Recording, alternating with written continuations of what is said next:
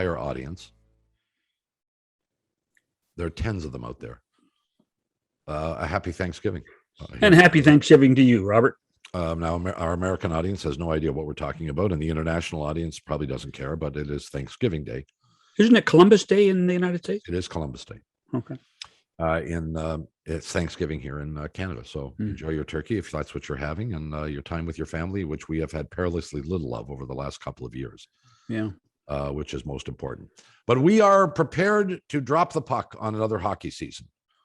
Shannon is all excited. And we will commence by bringing in two of our pals, our chums, our buddies, who know a thing or two about this game. And we will test them on their knowledge. We'll see exactly how smart they are. Scott Burnside and Mike Harrington, when we come back after these messages. And so we are set to kick off another hockey season, actually at about the right time of the year, which hasn't happened for a couple of seasons. Yeah. Scott Burnside of Daily Face-off.com, Mike Harrington of the Buffalo News joining us to chat a little bit about the upcoming season. Well, I learned less than all three of you guys by a significant margin when it comes to hockey. However, it seems to me that there is a great reluctance on the part of anybody to pick any team other than Tampa Bay to win the Stanley Cup. I mean, you can make a list of the teams that you think can compete, and Colorado seems to be on everybody's list, but I attribute that to the stupidity in general of hockey people who for about 10 years predicted San Jose would win a cup, and they never did. So they're on the Colorado bandwagon, and they're going to stay on it, I guess, until finally there's no chance whatsoever. But is there another team? Is there somebody other than Tampa Bay that has a real legitimate shot at this? Like maybe as good as a co-favorite? Scotty, to you first. Well, yeah, I picked Colorado. There you go. Perfect. But, yeah, well, proving your point definitively. Yeah. So, yeah.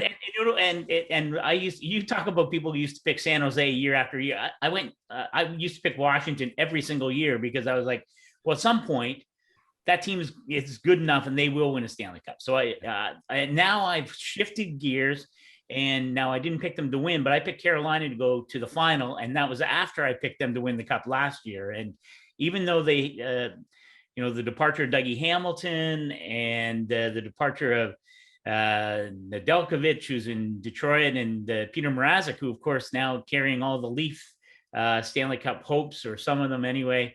I think the Canes are better than they were a year ago. I just love the way Rod Brindamore coaches. That team is so deep. And so I picked the Canes to go to the final. But I will say the team that I'm most fascinated about is the Florida Panthers, and coming off Alexander Barkov's whopper contract extension. But that team, man, they're built for the playoffs. And I thought the Tampa Florida first round series last spring might have been the most compelling of all the series, especially the first part of it. Just wall-to-wall emotion, off the charts, Battle of Alberta kind of stuff. And I think the Panthers, if they can figure out the Spencer Knight, Sergei Bobrovsky thing, they're going to give Tampa all they can handle. In fact, if I have to check my memory, I think I have Carolina, Florida in the East final. So you don't even have Tampa getting to the third round? No, see, I didn't like them to go back to back. I sure don't like them to win 3 in a row. Harrington, jump in. I'm assuming there are 31 candidates above Buffalo who have some remote shot, but the Sabres, of course, have none. There's no selection of Buffalo anywhere in North America. No. Right. Here's the thing. I'm guilty of the Colorado thing also. Okay. There you go. See, I'm guilty. I did it a lot. Not so much with San Jose. I did it a lot with Washington. I kind of almost wanted to get on the Vegas bandwagon of every year. One year they break through. I do think Colorado or Vegas, one of these years, maybe this year, is going to break through. I don't think Tampa wins 3 in a row. It's just hard to do. No one's done it since the Islanders, even though they've been 2 shorter seasons, but there was a lot of mental taxing for Tampa to get through these 2 years. I love, like Scotty said, I love Florida, but here's the problem I see with both Florida and the Leafs. In general, you don't go from never winning a series to suddenly winning the cup. The 2012 LA Kings did that. Basically, no one ever does. Florida hasn't even won a playoff series since 1996. The Leafs haven't won one since 2004. They're not, I don't think, suddenly going to win the cup. They might get there. They might get to the conference final. But I really think, to me, this has to be the year. If not Tampa, let's throw that out for a second. If not Tampa, it's Colorado or Vegas are the best choices for someone else to win a cup. Shannon looked like he was shaking his head a little bit. You're not buying that? No, I'm not. And I'm firmly on the Tampa bandwagon still. When you think about the bodies they have at every position, and we touched on this last week, Bob. Best goalie, best defenseman, how many of the best forwards? Tampa has them. Tampa is, I think Tampa is far and away the best team in the game. And the only thing I would say that might complement something Scotty said is the toughest battle for Tampa will be out of its own division. And I do think it's going to be the Panthers. And by the way, you talked about the Battle of Alberta rivalry, the playoff series. The preseason game this year that they played was as good a rivalry as we've seen. And you know darn well that Joel Quenneville is going to figure out that if they're going to beat the Lightning, they're going to have to be more physical than the Lightning. And that's something we saw already this year. So to me, it's Tampa. And if I had to pick a second team, I'd pick the Panthers. So correct me if I'm wrong, any one of you, and I know you will, with great relish. But are we all in agreement that if you win 3 in a row now you can start talking about dynasties? Oh, yeah. Is that sort of the number? Is that where the bar is, 3? No, the way things are now in the NHL, to me, 2 in a row is an unbelievable accomplishment. I mean, Pittsburgh was the first time anybody had done it since Detroit. Now Tampa's won 2 in a row. It's an unbelievable accomplishment now in a 32-team league with everything that goes on to win even 2 in a row. I just think that's going to be very rare. We've only seen it twice in the last 20 years. If Tampa wins 3 in a row, it's one of the all-time great teams right now. Is it mitigated in any way by the abbreviated season last year and all the COVID crap that we went through? I don't think so. I don't think so, simply because the one thing that hasn't been ever abbreviated, Bob, is the playoffs. The playoffs have never been abbreviated. I mean, and the players, give the players credit for this. When everybody went into that darn bubble in Toronto and Edmonton, it was the players that said, no, we don't want best of 5 series. We want best of 7 series because we want to make sure that you win 16 games to win the Stanley Cup. That's a marker that people will not take away from us. And I think that's important. Don't you, Scott? Yeah, no, absolutely. And I think winning the last 2 cups might have been, you can argue that they were as difficult a championship to win as certainly in recent history, since I've been doing it a long time. I'm curious though about Bob's question, and it comes up, and I referred to it myself. If Tampa wins 3 in a row, where are they in the pantheon of the considered the greatest teams of all time? And whether you have to affix the label dynasty to them or not, I would argue if they do win 3 in a row, then this organization, you throw in the trip to the Stanley Cup final in 15, 2 trips to the East final in 17 and 18. This might be, even if they just get to a final, I mean, where do we consider this Tampa team is one of the greatest teams of all time? And I think they've got a foot in the door. I'll ask it. It's not my podcast, but I'll ask it anyway. I think for a long time, we've considered Chicago 6 years, trip to a West final against the Kings in between as the greatest team. I mean, Pittsburgh's in there too, obviously going back to back and winning Cup in 09. Is Tampa the greatest team since the 04-05 lockout? I think it's hard to argue against it right now. And don't forget, they had a 62-win season that ended in the first round when they suddenly got swept by Columbus. That's another season that could have gone deep in the playoffs. That'll become really, again, one of the greatest. How did that ever happen in NHL history? And that's another season you throw into this whole run that Tampa's had. And if memory serves me, after their Stanley Cup final in 2015 against the Blackhawks, the next year they missed the playoffs. Correct. So they've been if they win 3 in a row, I agree with you. But I'll tell you what, the roller coaster they've been riding, really, if you're a Tampa guy, or a Tampa fan, and you go back to 2014 when you see all these young guys and you see Hedman starting to mature and you see Stamkos in his prime before he gets multiple injuries. But there's those two really bad blips, that 2016 team that didn't make the playoffs and then the sweep by Columbus. But if they get to 3 Stanley Cups, they have to be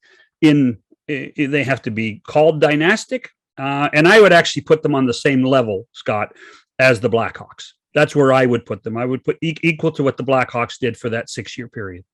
Yeah, it's interesting you guys keep bringing up the Blackhawks, because I have a hard time putting them in that category. I have great respect for them, and 3 and 6 is a great achievement. But if you go back historically in time, you're looking at the Montreal Canadiens, the Edmonton Oilers, and the New York Islanders as the 3 dynasties, real dynasties in the game.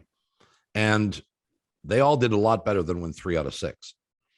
And yet I'm wondering whether a team like, not even the same sport, the New England Patriots, with what they accomplished with Brady at quarterback over a 8-10 year period, they never won 3 in a row, but they won consistently. They won a bunch. Oilers never won 3 in a row either, Bob. Good point. So Islanders did, Canadians did. Yeah. Are those the only 2 since the 50s? I think you're right. Because Boston was supposed to be a dynasty and then screwed it up with that year that they had too much fun between 70 and 72. And then the Flyers won 2 in a row, and then Montreal won the 4. So yeah, Montreal and the Islanders have the only ones that won 4 consecutive Stanley Cups in our lifetime. You know, when you think about it. But my point is, maybe now, I mean, you cannot argue that the New England Patriots have been and are considered a dynasty by the general population, but they never won 3 in a row. Maybe the bar is slightly different. Maybe that's why you can include the Chicago Blackhawks in this. But I think, and I'm sorry to kind of dominate this, but I think that the whole issue becomes the financial aspect of what professional sports has created. We're talking about a dynasty in a cap era. Yeah, I think that's the key. Guys, just jump in. I mean, I think that's when you have cost controls, and every year that you're going to have, and Stan Bowman went through this. Every year he's got to trim somebody off the roster 2 days after they had the parade, because he knows he can't afford them anymore, and he's got to up a contract or 2, and that becomes as big a challenge as anything. You're completely reinventing your team all the time in this era. I mean, Chicago, like you said, in 2010, Chicago had to lop guys off right away. And that's something that to me is interesting, how these teams are able to do it. Pittsburgh has been able to survive. Tampa's been able to survive. And these teams do reinvent themselves. It's not like the Islanders of the 80s or the Canadians of the 70s. Those basically were the same teams throughout that entire dynasty with only minor changes. And these teams go through big changes now. Well, and to me, what has been fascinating about Tampa is that they've gone through a transition at the top with, Steve Yzerman building the foundation there, and listen, it all comes, such a cliche now, but if the drafting and developing and how the Tampa consistently identified high skill. They may not have been prototypical. They may not have been necessarily high draft picks, but they had high skill, very smart players, played with a ton of speed. And that's what has Tampa always played with, ton of speed. And then they filled in around the edges, right? I mean, you add a Barclay Goodrow, or you add a Blake Coleman to add the grit. I mean, Zach Bogosian comes off the scrap heap in Buffalo, and I thought played exceptionally well 2 years ago for the Bolts, playing with Victor Hedman, a lot of that playoff run.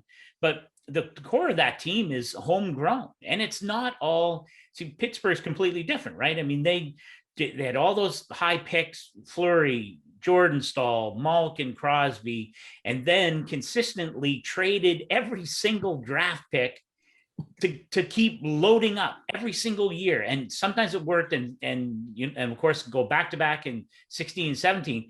The Ron Hextall and Brian Burke have their work cut out for them, because the Penguins did it completely different. Tampa continues to bring players all the time, and that's, to me, what is fascinating about what they've accomplished there. Can I just bring up two names? Can I bring up two names in Tampa that I don't think get enough credit? First of all, the owner, Jeff Vinik, smart guy, but he lets his hockey experts be hockey experts. You know, he's not walking in and saying who you draft, and I want to draft this guy because he was nice to my son at the video game board. Well, He's not doing that. I think that's a big part. And the other guy's a guy named Al Murray, who has been around the game for years. You know, Hockey Canada, and when you have a team as profitable on the ice as Tampa is, you're not in the top 5 in the lottery anymore. You've got to find ways to get guys in the 20s and in the 30s to contribute to your team. And Al Murray's done a marvelous job through Yzerman, now with Brisebois, for this team. Organizationally, the thing I always love about Tampa is look how they win in the minor leagues. That team 10 years ago in Norfolk with that incredible winning streak. Who was the coach? John Cooper. A lot of the players there. Look how they've won in Syracuse. They win in the minor leagues. They bring guys up. And even in 2015, what happened during that Stanley Cup final? Scotty, you were there. You remember Ben Bishop got hurt. Who was suddenly thrust into goal? This kid nobody had really heard of and didn't know how he was going to react. It was Andrei Vasilevsky. I mean, they keep bringing up guys through their system all the time. Well, I mean, and let's remember, who was their best line? The guys that were so good in Norfolk, Palat, Johnson, and Kucherov. Right. Not bad for your American League team to come and be your number 1 line in the National Hockey League. Well, I want to circle back and mention something about Vinik, because I think we all recall this. When he took over the team, he was perceived, I think, probably by all 4 of us and most of the rest of the media as, okay, here comes another idiot who thinks he can own an NHL team. And correct me if I'm wrong, put his kid on the ice in practice with the guys and did all the things you're not supposed to do as an owner. I don't remember. Honestly, I don't remember that, Bob. Yeah, I don't remember that either. But, well, I mean, to me, like, I don't remember having, and I mean, you have to remember what Tampa was like from ownership on down when Vinik took over. And right. it was a you show. Can say it. You can say it. Yeah, it was a shit show there. It was a shit show. Yeah. And it was. And Vinik, I don't remember the kid on the ice, but what I do remember is, and John mentioned it before, is that consistently, he hired Steve Yzerman, who had cut his teeth working with Kenny Holland, and I think Jim Noah was still in Detroit at least for part of the time after Steve Yzerman retired. Yeah. But gave him a chance but let him do his job. Like, I mean, it's like shooting fish in a barrel, but Mike's sitting there with a hockey team that I don't know whether it's the complete antithesis, but it's certainly not at the same end Up there. Like we talk. Yeah, but either you do it right or you do it wrong, and Buffalo has done it wrong, and Tampa did it right. Correct. And when you do it right once, it's easier to repeat that. And when you do it wrong, it's hell to try and get yourself out of that mess. And it's easy to repeat doing it wrong. Easy to repeat doing it wrong. Well, exactly. And we should also remember it was not all that long ago, and I don't want to put a clock on it because I can't remember, but we were consistently talking about the failure of the Tampa Bay franchise and its imminent departure from Tampa because they couldn't draw. I mean, it was badly put together at the very beginning, and there clearly seemed to be a dearth of hockey fans in the Tampa area, and they certainly didn't support the team, and they were in some economic peril. Yeah. And now it might be as good a market for hockey as there is in I tell you North what, America. It is so fun to go there when there are people in the building. I mean, the fact that the weather's always nice and you can go outside and be in the plaza or walk over to the river and have a beer before the game. I mean, it's paradise when it comes to a hockey game. But we should also point out, remember the Tampa Bay Buccaneers drew flies. They were crummy. Yeah. But they didn't draw. And to this very day, the Tampa Bay Rays baseball team, whose success almost parallels the hockey team in terms of performance on the playing surface, they're about to lose that franchise. Yeah. So Tampa does not, clearly, their sports fans do not suffer fools lightly, but they have gravitated to this hockey team, and As John said, it's a great place to go and watch a game. Well, I just want to say part of that's, is we talk about ownership and we focus only on, well, did they pay Steven Stamkos? Yes, or Hedman or whatever it is, where they let their people do the jobs, which lots of owners don't do. But they also, and when you win a cup in 2004, they get stung, right? They lose the post-cup season because of the lockout. So, that sucked for them. But what Jeff Vinik has done in that geographic area, like if you go down to watch a game in Tampa now, that it's a completely different place than 10 years ago. Absolutely. People want to go there, not just the players and the coaches, but the fans. Who doesn't want to go down there? And that's, again, a commitment from the owners. Now he's making money, so good for him, but it is a whole package. And Tampa as the city is really fortunate to have what they have. And certainly the hockey team is fortunate. Well, there were lots of reasons why Steven Stamkos rejected the Toronto Maple Leafs offer and decided to stay in Tampa. Money was not one of them. And certainly his personal life had a great deal to do with it, without question. But I think he recognized that, being in Tampa is a pretty good deal. Mm-hmm. The weather's nice. The fans are great. The joint is full. And he was surrounded by a good hockey team. And he chose not to come back home, essentially. And I think he knew what was going on. John, you wanted to say something? No, but it just does tweak me too. I mean, we hinted at it before about Tampa being so hands off and the Sabres being so hands on, and the two biggest stories off the ice in the National Hockey League before we start are when's Brady Tkachuk going to sign and what's going to happen with Jack Eichel. So since Mike Harrington doesn't work in Ottawa, I'm going to ask him about Jack Eichel. Oh, Jack Eichel. It's hard to believe it got to this point. I do think, and I wrote a column, it's on buffalonews.com in the last couple of days. There's no question that Pat Brisson is getting things moving a little bit here. And at least he got Jack some other opinions, some other MRIs, that he can get some medical records to teams.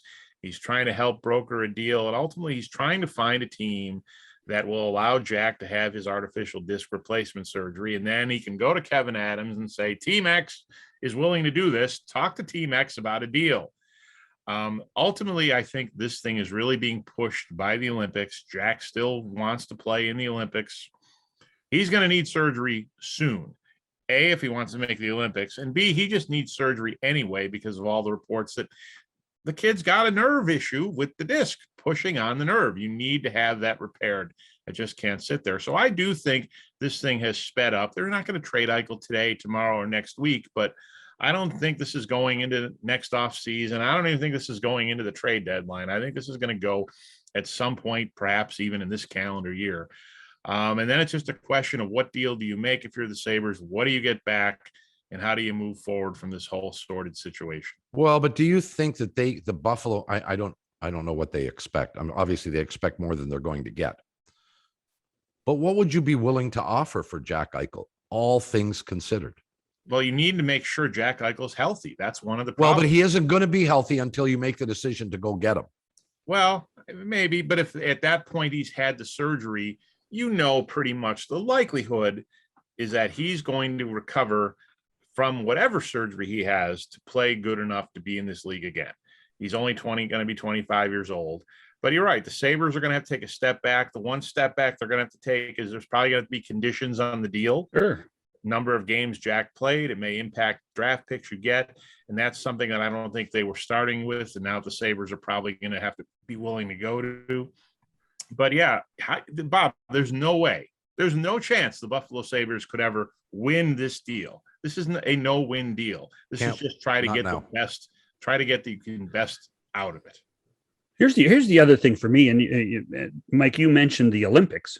So let's say, for the sake of argument, I'm the general manager of the New York Rangers, and I make the trade for Jack Eichel, and I give one of my first round picks that from the last couple of years, a conditional first round pick next year, maybe 1-2 years from now, that based on how many games Eichel plays. And Eichel has the surgery.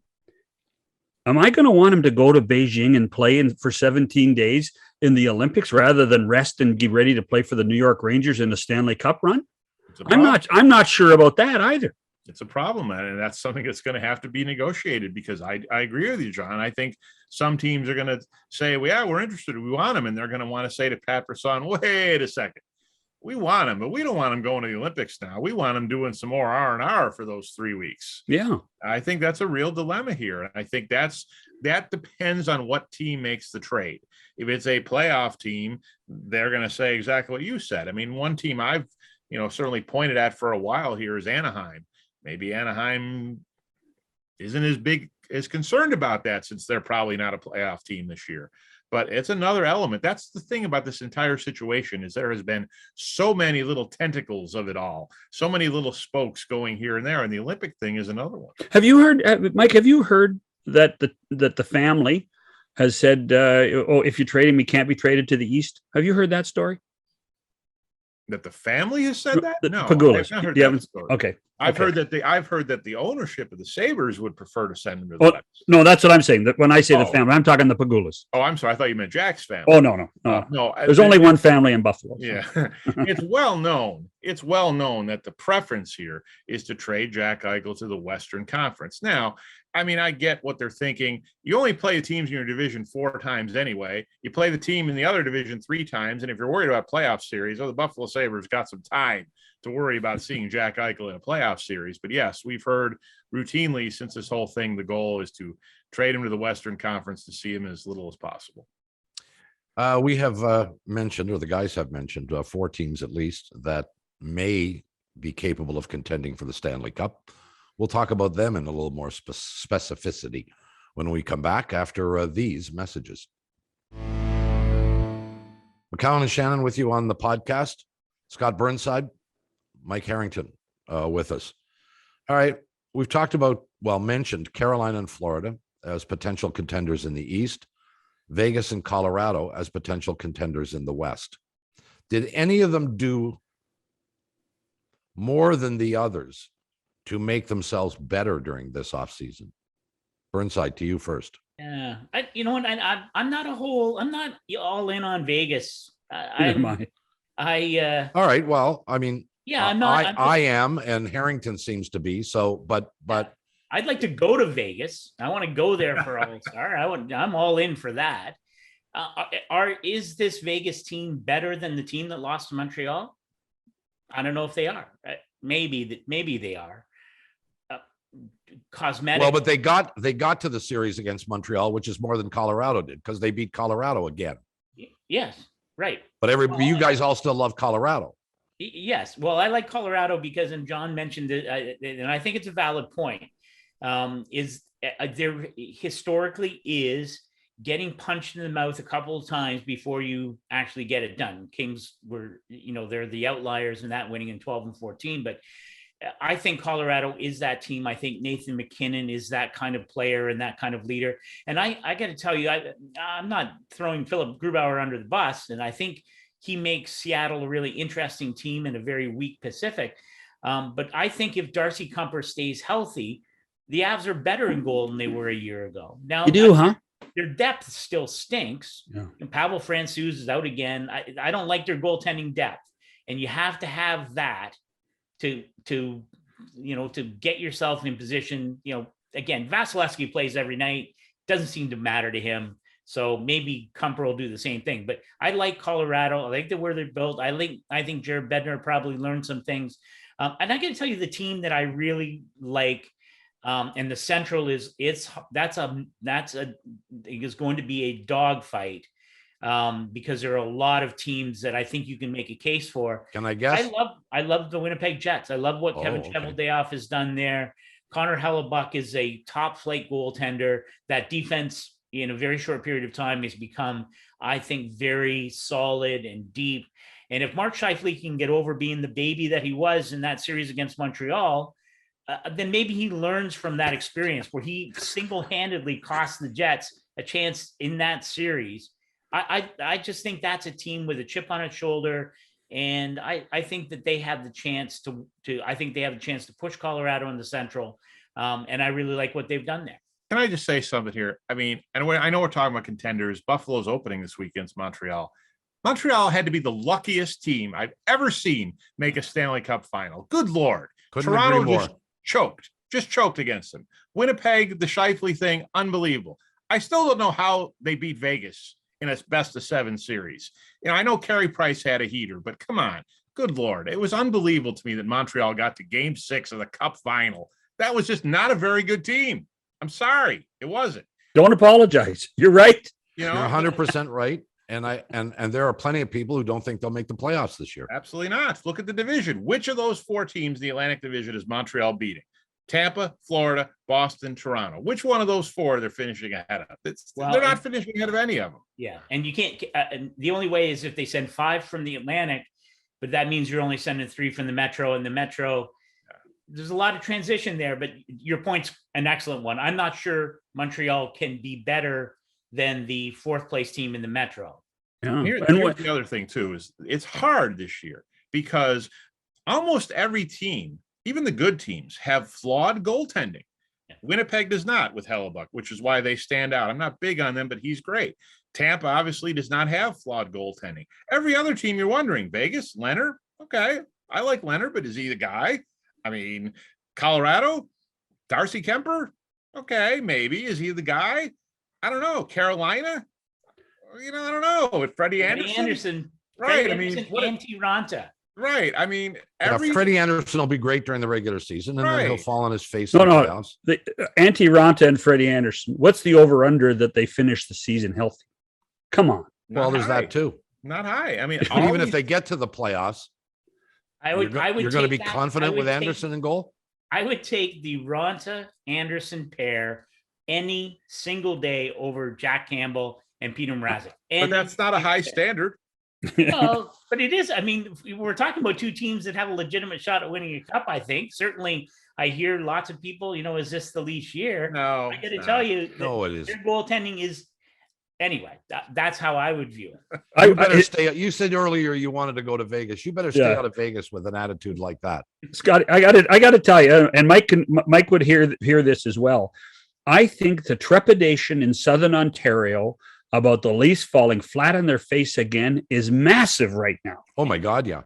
I mean, it is crazy how people are saying, well, we're going to screw it up again. We got no chance. They're a regular season team. They're going to score a lot of goals. They'll win a lot of games. And they get to the playoffs. And are you going to get enough saves? Are they going to be able to play the harder game that's required in the playoffs? Are they going to be healthy? All those questions. But they're a regular season team. The Leafs are going to probably be in a 100-point team again. But then how deep are they going to go in that division in the playoffs? But that isn't this the great thing? We talk about being, teams that have to, you have to, the cliche, you have to face adversity or you have to fall before you can walk, all those things. Well, aren't the Leafs aren't they that team now?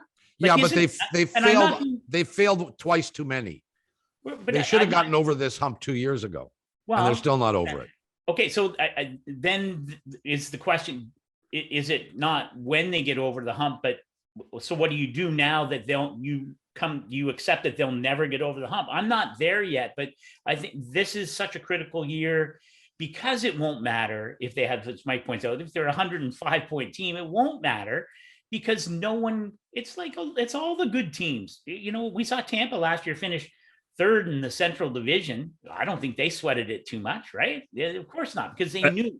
Hold on. There's a caveat there, though. When number 86 can just automatically show up the first week of the playoffs, that when you can, you're right about Tampa in the regular season, but when you can have a guy like Kucherov just show up and be in game shape, and he did win the Conn Smythe, didn't he? Did he win the Conn Smythe? No, he didn't. Vasilevsky did. Anyway, but he could have won the Conn Smythe trophy. Yeah. I mean, that's a little different animal.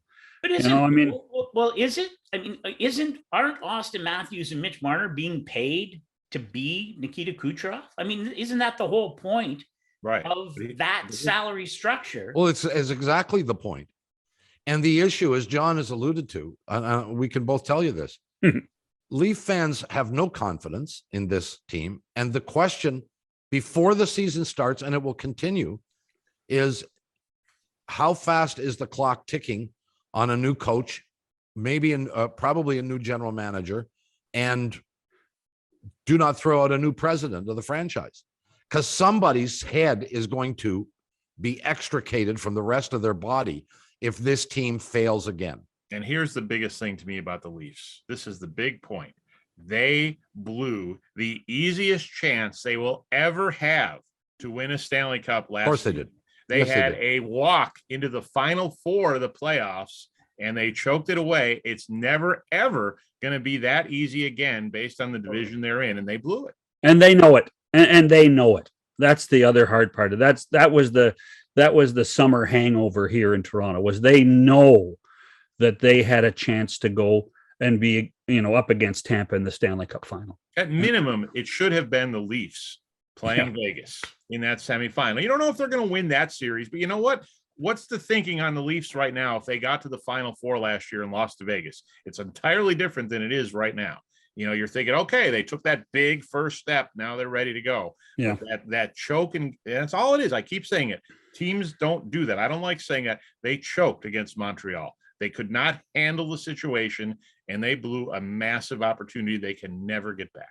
Hey, Scotty, I got to ask you, you spent a year in Dallas. And Tom Ghilardi and Jim Nill and Jim Lights and all those guys around that club have never been afraid to spend money.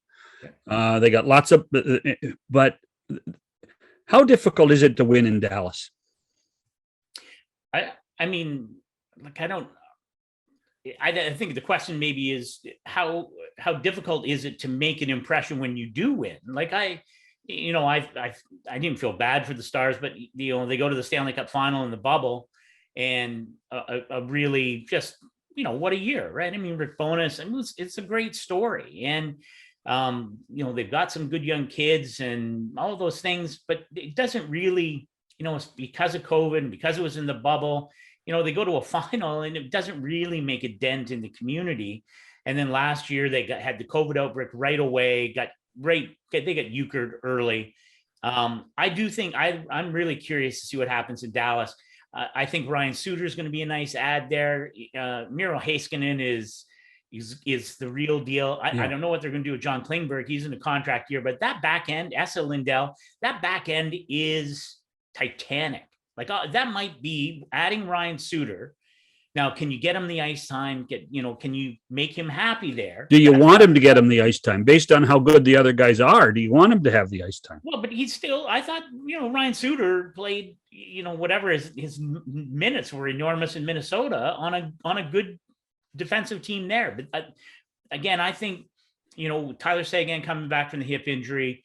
We know that Jamie Benn's different than Jamie Benn when he won the scoring title.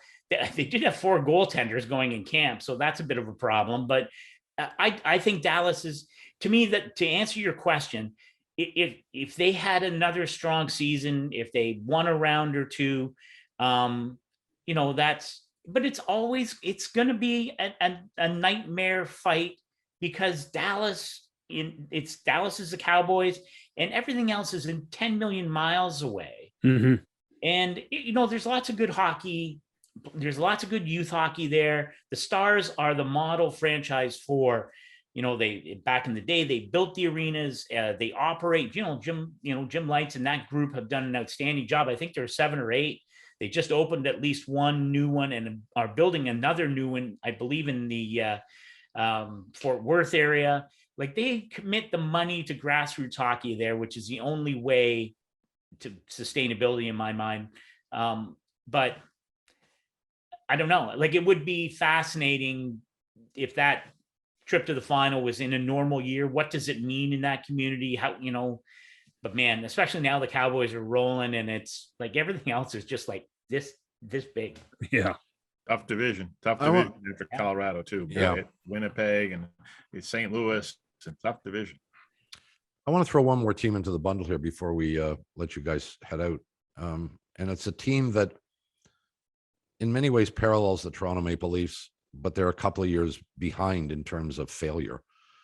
They haven't failed quite as many times as the Maple Leafs. And that's the Edmonton Oilers, who made a couple of moves during the offseason that might be of significance. I don't know what you think of Duncan Keith at this point in his career, but if if you can have a guy who can help and coach and relay experience, if that really means anything in professional sport, and we talk about it all the time, I have no idea whether it matters. Have they got a shot? Have they, could they be kind of that next team to rise through? What do you guys think? Harrington, to you first this time. Yeah, I mean, they have the best player in the world. That's obviously a good start. They sure do. One of the top other 5 or 6 best players in the world, also a good start. But boy, are they going to get any saves? Are they going to get any saves to go through 4 rounds of playoff? I don't know. And Duncan Keith, I think, is not a guy they brought in to play 25 to 28 minutes anymore. They know he's no. He's not the Duncan Keith of Chicago, but I do think they feel they need some of that guidance from somebody who's been there in their locker room as they go through this situation. But yeah, I mean, you think of it this way, guys. Think back to 2015 when everyone was talking about McDavid and Jack Eichel. If I had told you we'd be sitting on a podcast in 2021 and McDavid and Eichel had one combined playoff series victory between them in the next 6 years, you would have said I was nutty. You would have said, you're never getting on my podcast if you think that's going to happen. And that's really what's happened here. It's been amazing. We know all about the failures of the Buffalo Sabres, but the Edmonton Oilers haven't been much better. They've won one playoff series. They've won more awards. They've won more games. But ultimately, the reason they got Connor McDavid out of the lottery was to win Stanley Cups. They haven't come close. And Mike's absolutely correct about the Leafs. They choked that series against Montreal. But maybe that's a good thing for Edmonton, because is there any other way to describe being swept by Winnipeg in the first round than an utter choke job? And nope. I agree. Connor McDavid didn't draw a single penalty, and yes, that sucks and all those things. But how, that's a team that consistently shot itself in the foot. And I will defend Mike Smith all day long. Play on my team any single time.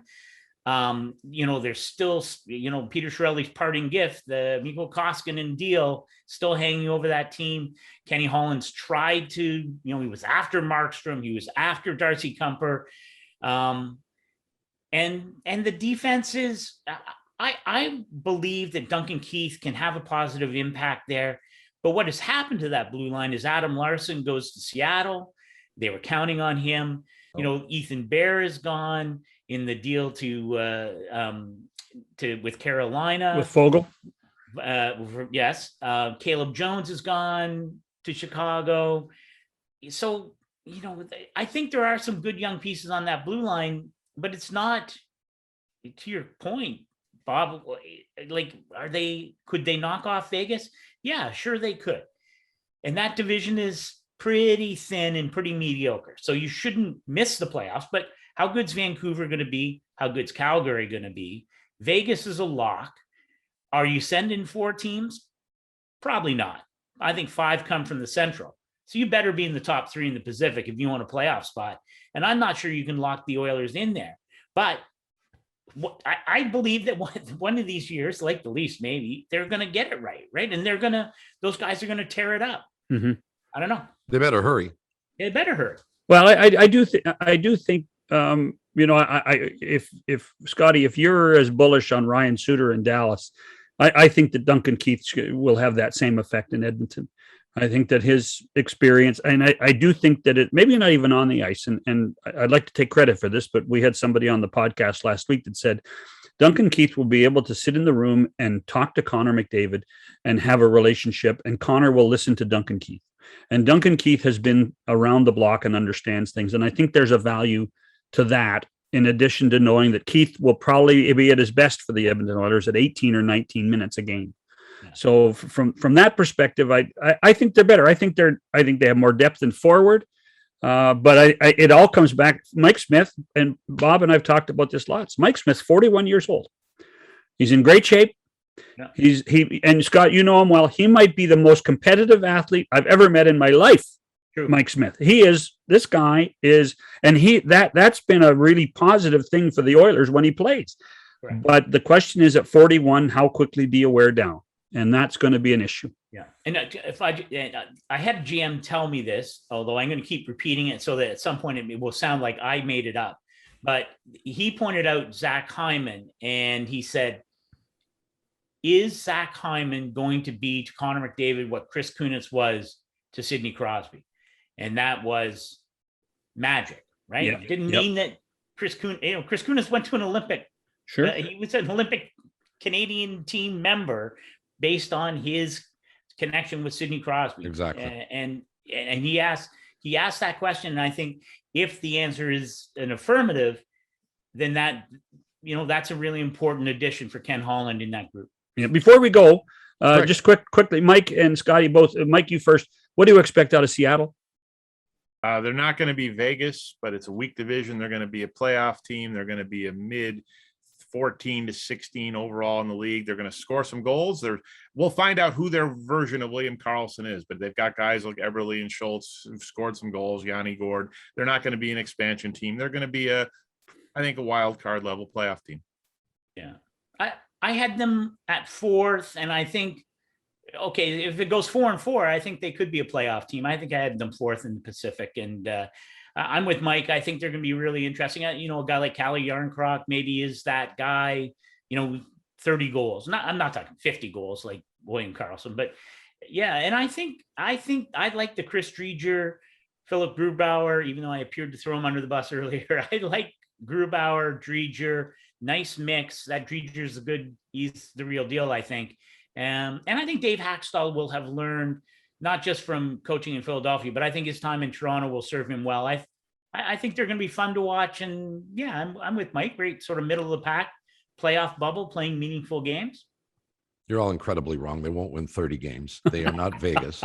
And Vegas was a one-time situation. Woo, Bob's waving at the Golden Knights flag. Woo, Bob.